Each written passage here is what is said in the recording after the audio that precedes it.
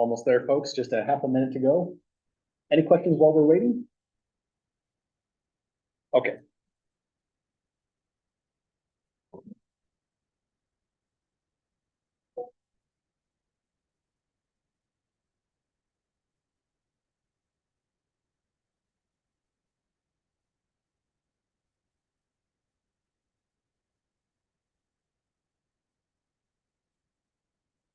Well, it's official. We can get started. Welcome back, everyone.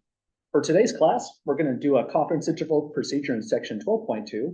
And if we have time, we'll go for a second one, but I have a feeling we'll probably finish these notes when we come back on Monday of next week. Then after that, we'll take a look at 12.3. That will be the last thing we work on Wednesday. And finally, we'll start turning towards reviewing for the final exam on the Wednesday and Thursday of the next week. So we're just about there, folks. Quiz number 13 is the last quiz of the semester. And section 12.3 will be the last section of the semester as well. Any questions at all, folks, before we get started? Okay, let's give this a try then. So we looked at all the information we needed to actually run through a confidence interval with these new procedures. And really the only thing that's new is calculating the critical number T star.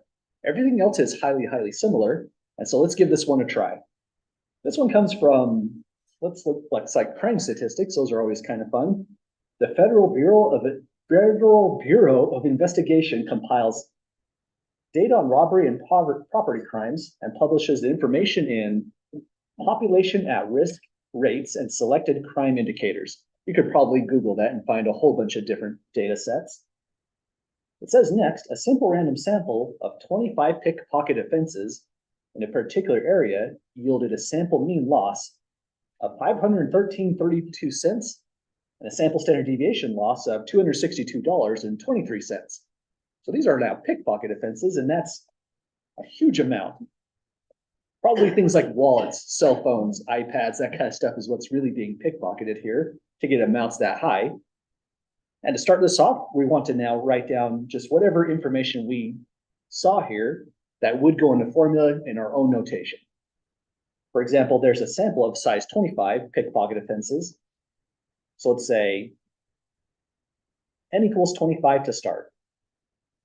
Next, they indicated a sample mean loss of $513.32. So we have X bar is at that quantity. Then likewise, the sample standard deviation loss is $262.23. Because they're saying sample here, that's the reason we're using a statistic like X bar instead of mu, the population need. They said sample here, so we're not using sigma, we'll use S. That looks like the number 5. S is not the nicest variable. So there's S at 262.23. So already we might be a little bit concerned about this problem. We know that the central limit theorem works really well if the sample size is at least 30, so 30 or higher. We're right at 25, and we don't have any information about the population, how skewed it is. So we'll give this problem a try, just see what happens. But the conditions here, I just wanted to say before we go through the whole problem, I think they would be on shaky ground in this particular case. Nonetheless, think of this problem as being good for practice at least. First thing we want to do is describe the unknown parameter using the context. And that's going to be, once again, mu. Only reason we're using mu is we're dealing with numerical data. If this had successes and failures of some kind, no sample mean, no sample standard deviation, we would have used p instead. So it goes mu equals the true average, and let's pause right here. It's the true average of something. We know we're talking about pickpocket offenses. So it says here, there's a sample mean loss. So let's say maybe true average loss from pickpocketing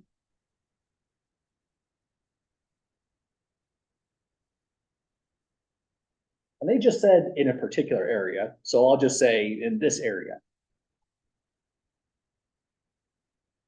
Maybe it's Pocatello or something like that.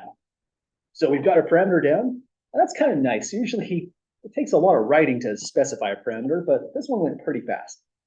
Does it look okay to everyone? Anything you want to add in there or take away? Okay, if we're happy with that, here's the thing that is also new in this section. We want to calculate the standard error. If you read that much, you'd probably think SE. Then when it says standard error of, the of there is just a symbol to say which standard error. But then finally, when it says of the sample mean, you throw an X bar in there. So that whole thing, the capital letters, the parenthesis, the sample mean aside, it's all one symbol to just denote one number. The formula goes S divide by the square root of the sample size, which was N, or 25 we'll throw in there. So after putting down the formula, we're just plugging stuff in. So S was 262.23. Division by the square root of 25 is really just divide by 5. So now we're back to the calculator. And I've reminded folks about this a lot. I'll probably put out 2 more reminders. They're kind of annoying possibly at this point. But just to remind you again, on the final exam, if this is on your paper, I would give a ton of partial credit for that. So if there's a small calculator mistake and your number here would probably be completely off with a small mistake, as terrible as that sounds, I still give massive partial credit for having the right value right here. So don't forget to throw that on your exam, and that'll be how I award partial credit. For us, let's just see if we can get it in correctly. It's 262.23. And sure, this is 5, but if it was a nastier number, you'd want to go second, power 2 key to get the square root, and I've already made a mistake, darn it. You have to divide that thing, right? So I have the 262.23, let me back over here, then divide, now we're on the right track, second power 2, and throw in the 25, and this will give us the value we're expecting. So we have a 52.446. Says to round to 4 decimal places, but it's not necessary on this one. So 52.446.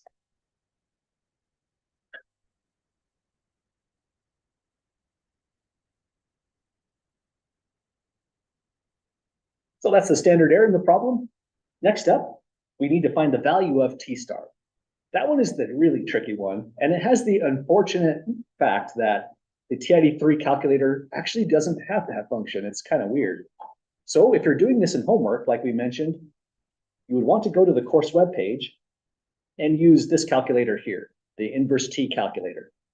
And if this was a real final exam question, because some people might have a TID3, which I did allow all semester, I'm just going to put the actual T star right on the exam. We'll focus on the other areas of the conference interval, and we'll let the quiz and the web assign be where we do our T star work for this concept. Does that make sense to folks? Okay, so expect this to be provided on a real final exam. And think of this as practice for the last quiz or homework. First thing to write down is confidence levels at 95%. So let's put in 0.95. Next thing we want is the degrees of freedom in the problem. The formula goes DF to stand for degrees of freedom. And it's a nice formula. It's just n minus 1. Which means we take the sample size of 25, reduced by 1 to get a 24. So with those 2 pieces of information, we're just about ready to get T star. It goes the same way every time, but just to be careful, let's draw it out again. You don't have to include a graph when you do this unless it's helpful for you. Here, DF is the major thing I'd want to specify for the calculator. It's at 24 degrees of freedom. 0 goes here, and we're going for 95% confidence. So here's negative T star, positive T star, and we're trying to find that area right here. Let me fill out this fence. I forgot about that. Put in the confidence right in the center. So that's our central probability of 0.95. And then for this tail, we take 1 minus 0.95, cut in half. So it's now 0.05 halves, giving us a value of 0.0. Oh, Let me try again, 0.025. And no harm putting that in the calculator. I'm mostly writing it on paper here, just as a paper trail for when you're doing this and finding the right value in that area. So as far as the inputs go, this is input number 1, our area, and this is input number 2, the degrees of freedom. And the actual function is inverse t-distribution. We have to avoid the inverse norm function in this situation. And T star is definitely not 1.96. Because we made an estimate with this standard error, we're going to have more variability and a wider confidence interval. Well, after that set up, go to your calculator, hit second vars. We're going down to function number 4, inverse T. It wants an area, 0.025. And last is degrees of freedom at 24. Oh, but first let me fix this, 0.025, there we go. 24 degrees of freedom, and this is what the calculator should look like at this stage. If you have a TI-84. The TI-83s, again, I don't know why, but they never programmed that function. Probably was a memory issue when the TI-83 was new. So back to here. Upon hitting enter, takes a minute, but the calculator spits out to this critical number, larger than 1.96, and that's our check on that. It should be larger. It gives us the negative value here, but we specify the positive value typically. So 2.0639 after rounding to 4 places.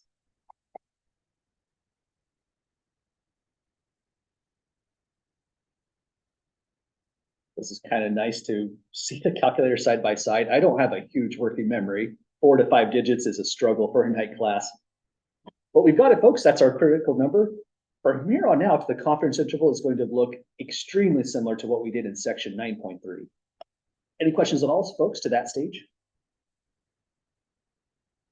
Okay, for part D, in constructing the 95% confidence interval, first thing you'd really want to do is just state the formula. It's a really good strategy because you're lining up what goes where when you write down that formula. So it's like you're letting your subconscious do a little bit of the work for you. It'll be X bar, add or subtract a critical number, that's our T star going in, multiplied by the standard error of the sample mean X bar.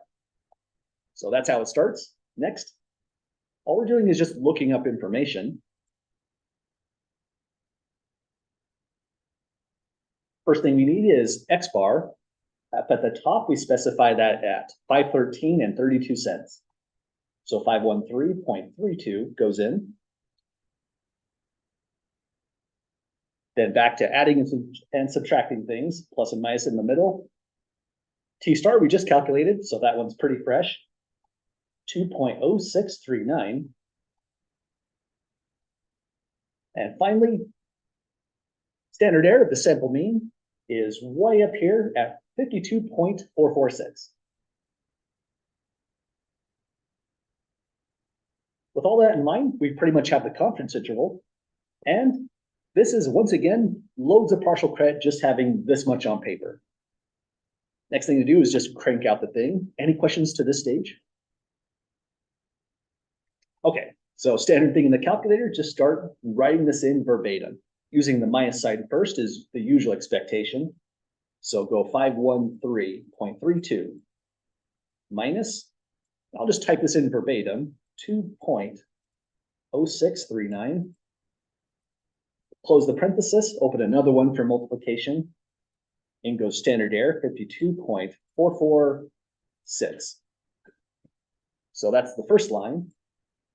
And we get, rounding to 2 decimal places, which makes sense because this is now money.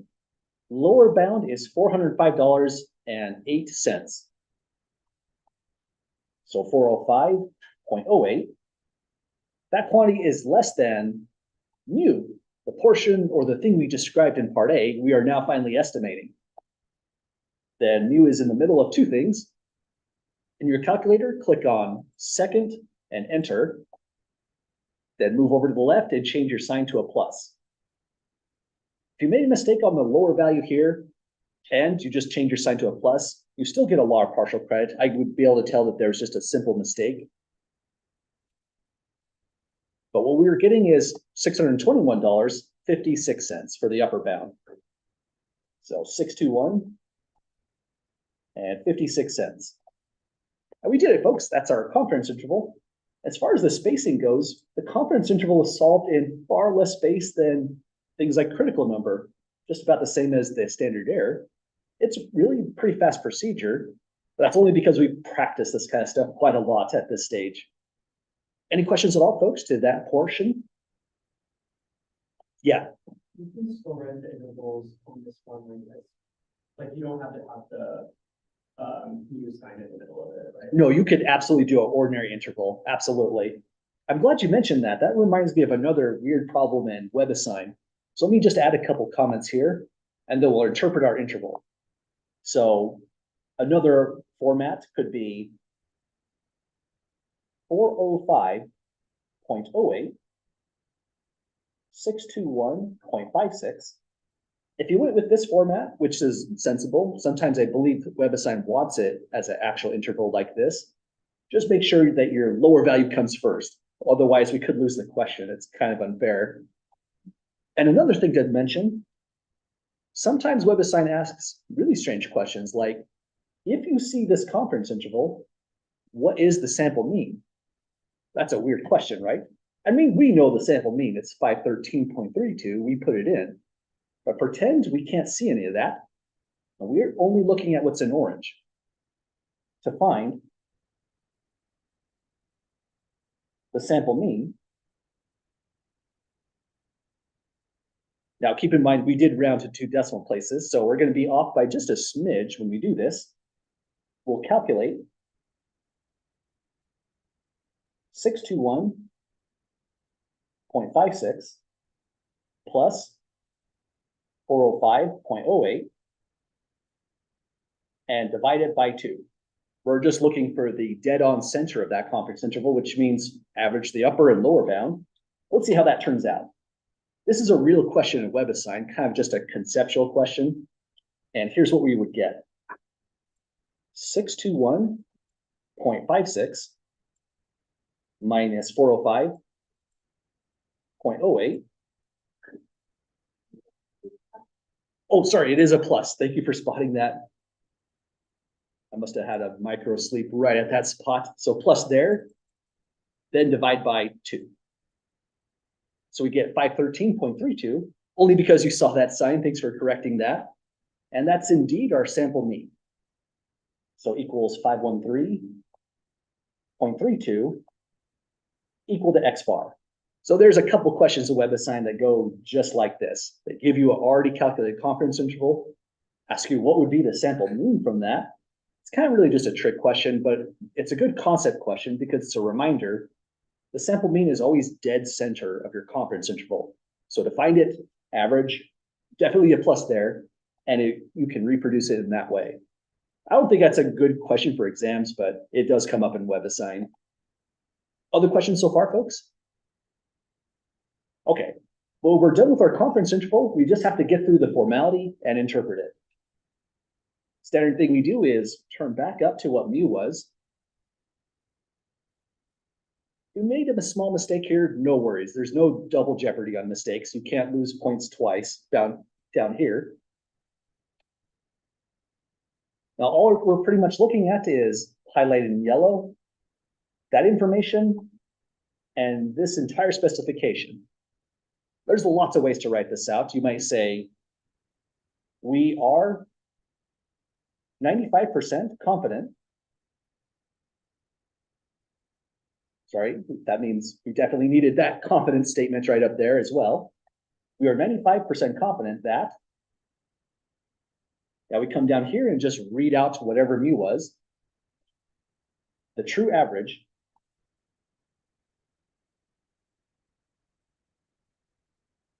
loss from pickpocketing. I'm not sure if that's a real word, but let's go with it. Pickpocketing in this area is between those $2 amounts we found, which were $405.08, and $621.56. And that seems like a lot of money, but I have to remember people are walking around with computers in their pocket. That's definitely plausible this day and age. Well, any questions, folks, with the conclusion here? Okay, well, we did it. That's our brand new confidence interval procedure. Worst thing about this is definitely T-star, but follow what we did, not just in this example, but also this example here was meant to help out as well in getting through that kind of process. Any questions at all, folks, with the conclusions here? Okay, well, that one went pretty fast, actually. I thought we'd spend a little bit more time with it, but I guess I forget that once you have the full procedure, it's just kind of a formality where you just go through the motions and finish off the problem. So let's try this off one more time. Here's our second example for example 3. It says, dementia is the loss of intellectual and social abilities severe enough to interfere with judgment, behavior, daily functioning, and Alzheimer's disease is the most common form of dementia. Next, after that initial context, it tells us, in the article, Living with Early Onset Dementia, Exploring the Experience and Developing Evidence-Based Guidelines for Practice, the authors P. Harris, J. Keaty explored the experience and struggles of people diagnosed with dementia and their families. A simple random sample of 21 people with early onset dementia gave the following data on age at diagnosis. Let's highlight right here. Data on age of diagnosis is telling us what the context is for each one of these numbers. And to me, this is a pretty scary data set. I'm in my mid-40s, and so are a lot of people here as well. Sometimes data is scary, we just live with it. So all these folks were at that age when they were diagnosed with early onset dementia. Some of them were much older, but that's what the data looks like so far. The only thing I found that we can put down with our own notation is just a sample size of 21. Notice what's missing on this problem then. I don't have a sample mean, we don't have a sample standard deviation, which means we have to find it in this problem. This can happen on WebAssign. I don't quite recall if I asked one exactly like this. It could potentially happen on a quiz. Let's check out our quiz.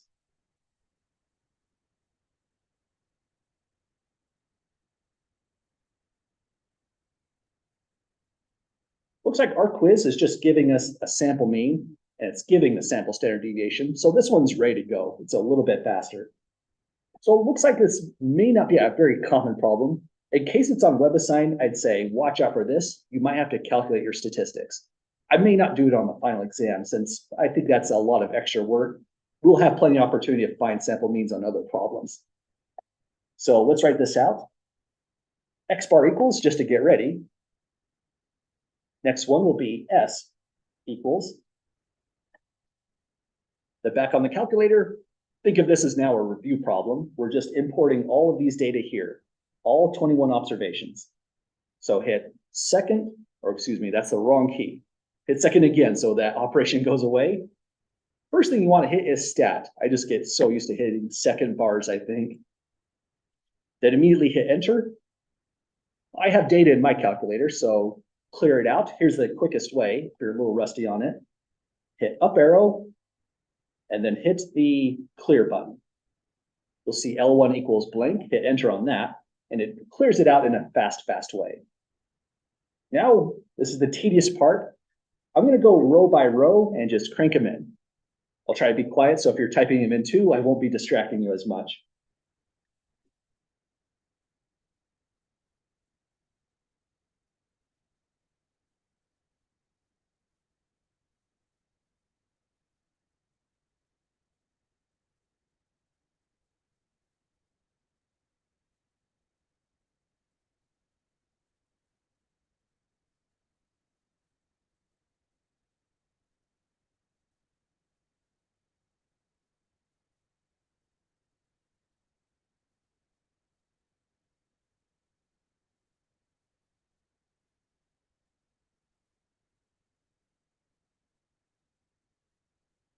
Okay, I'm hoping for the best. Let me double check my work.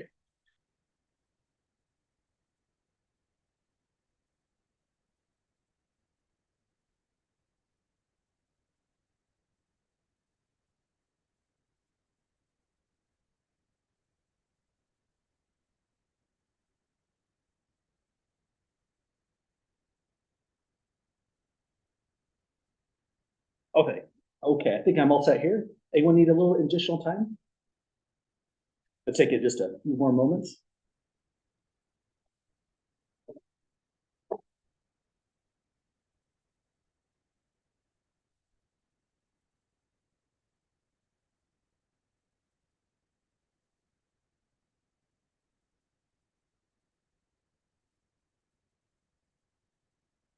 Okay, we're all set.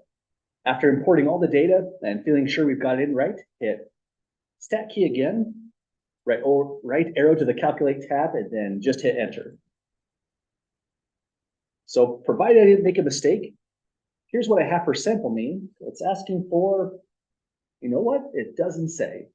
But the problems down are asking for us to round to 4 decimal places.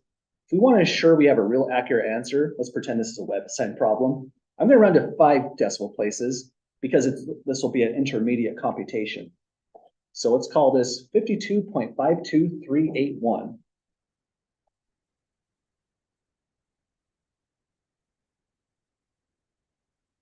And let me just double check that. That's 4. We're going for 5 places. Yeah, that would round up to a 1 here. And standard reminder for this, we're using S right here. Sigma is the parameter, but we're not dealing with the population. This is a sample rather. So SX we'll put in as 6.4700.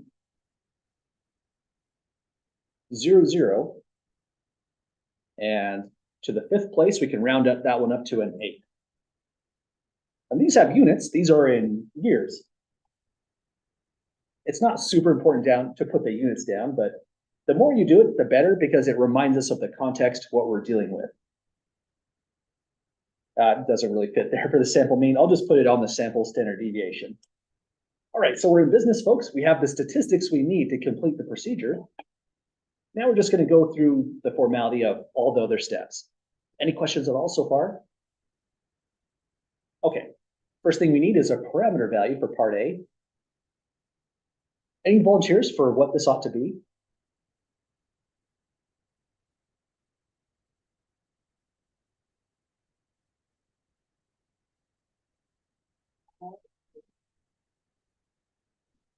Exactly. We'll have to put in the true mean or average. Let's say average. That's always a decent way to go as well, the true average. But we have to say average of what quantity specifically? Good call, absolutely. The trick to this is look at the data right here, then go backwards. They said that the data was data on age at diagnosis. We're diagnosing for early onset dementia. So let's say true average age for diagnosis of early onset dementia. And then the other thing you said, we also want to put in, it'll be for all people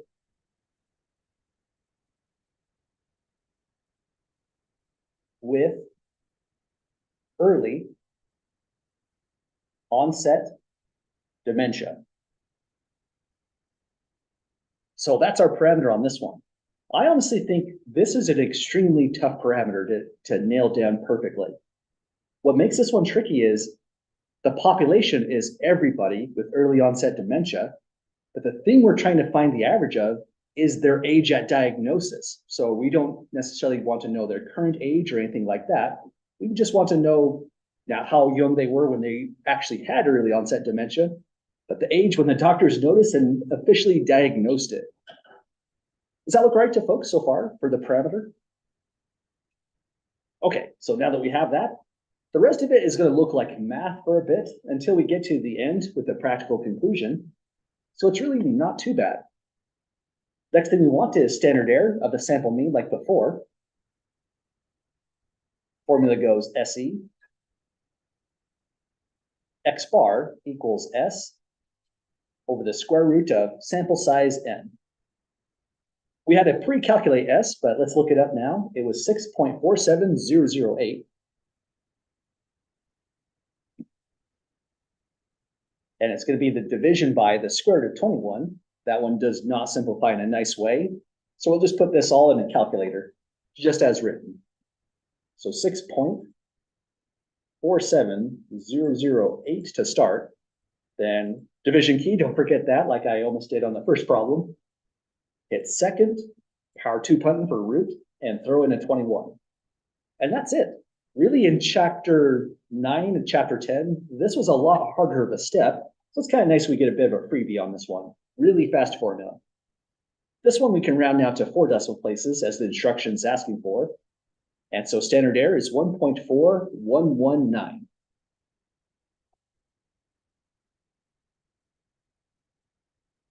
So I think we've got it, folks. That's our standard error so far. Next thing we want is critical number T star. Any questions so far? Okay, for computation of T star, first thing we can write down is confidence is at 0.99. We absolutely need degrees of freedom. So let's put down that as a formula and then calculate. Degrees of freedom is n-1. So in our problem, it's 21 minus 1 for a value of exactly 20.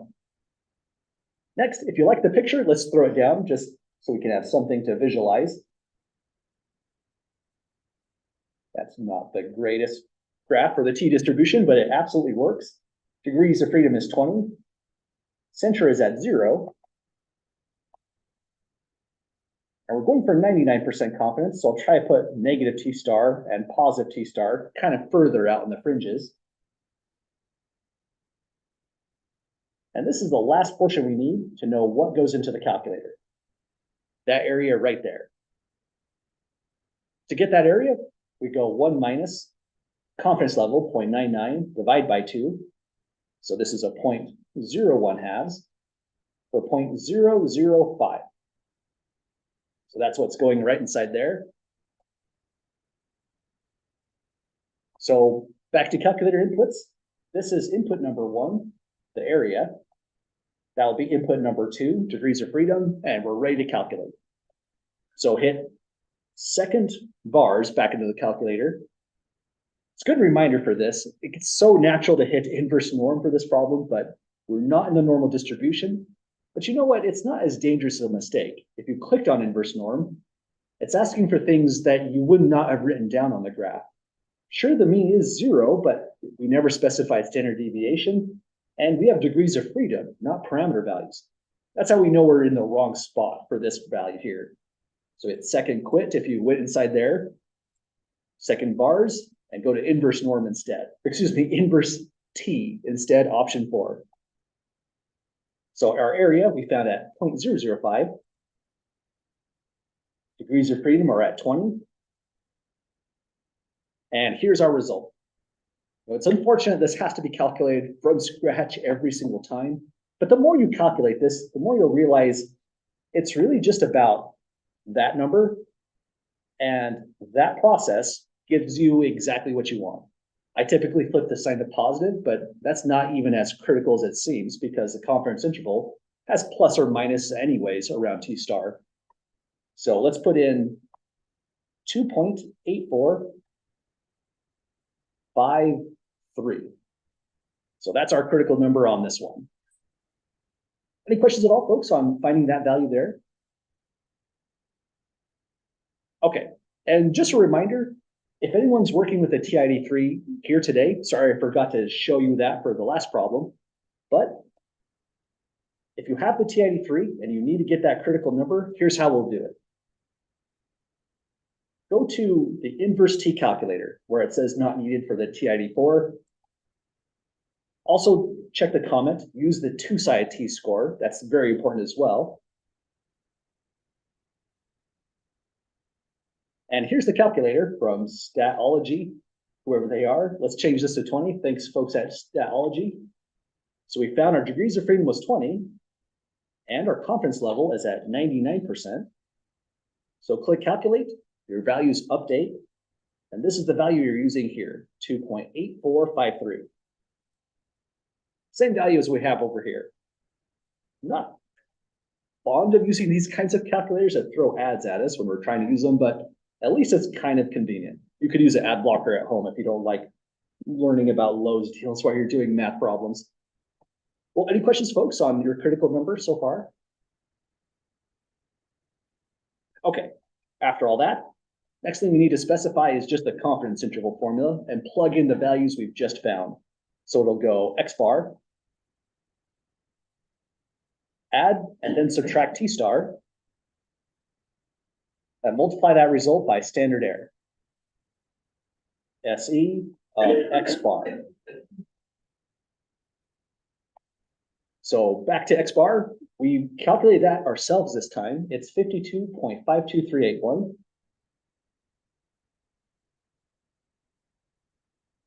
And now add and subtract 2.8453.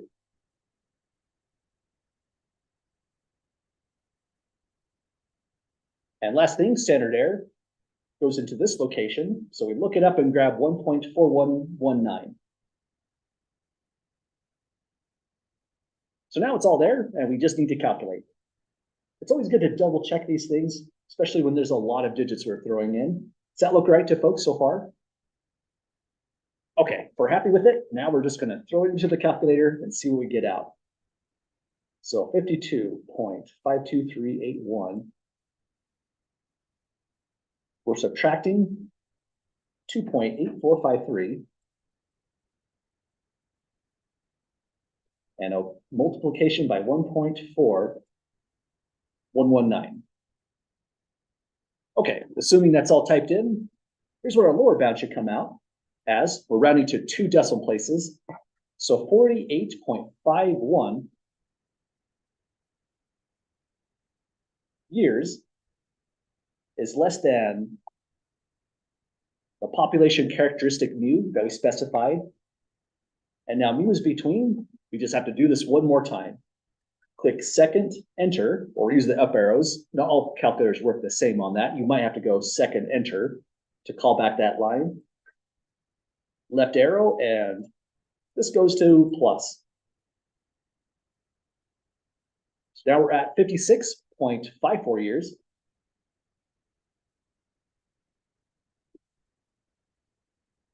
And all we now need is the full conclusion to this work here. We've just about got it, folks. Any questions at this stage? Okay, let's put this in. So I think we can just about see everything on one screen. That's kind of unusual. I appreciate the brand new projector. Bigger resolution definitely makes a difference. Let's say now to start, we need to specify our level of confidence. So we'll go and say with 99% confidence,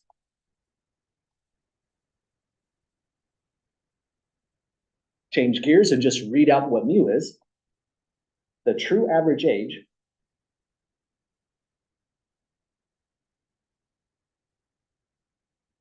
at diagnosis, I think that just reads better. Change one quick word there.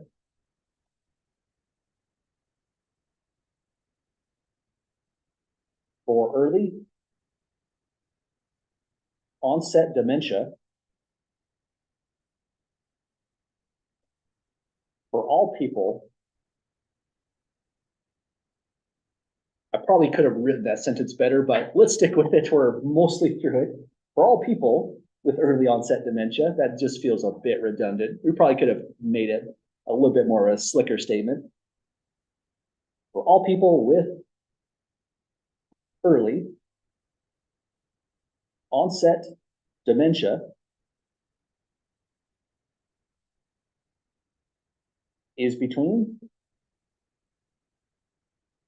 48.51 and 56.54 years. So we did it, folks. That's the conclusion of that confidence interval right there. Any questions at all about this one here? Okay, we went a lot faster than I thought we would. For some reason, I felt like we would finish this example here when we came back on Monday, but here we are. Section 12.2 is now completed. The one thing I forget is once you've done a confidence interval, running through these motions is really fast. And all we really had to do specify that was truly new was T star. Everything else is a pretty fast computation. So back to the Moodle website, we're now complete with section 12.2. And I did not anticipate that we go this far, so I don't have my 12.3 ready. But if you're curious, let's just take a really quick gander. Let me go to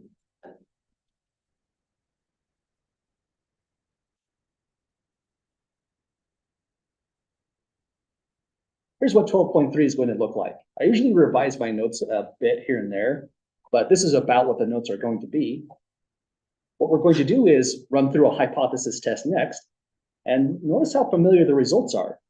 We're using a t-test statistic on our new procedure. All we do is we take the sample mean. P-hat was there on our earlier procedure. That was the sample proportion of successes. We subtract a hypothesized value that comes somewhere from the problem. It's also going to be in the null hypothesis. This was a p-naught. Now it's a mu-naught because it's a new parameter. And then we divide by the standard error. Just has a different formula, but the format of this is almost exactly the same. Let's practice side by side just for comparison. And wow, that's crazy. Let me see if I can fix that.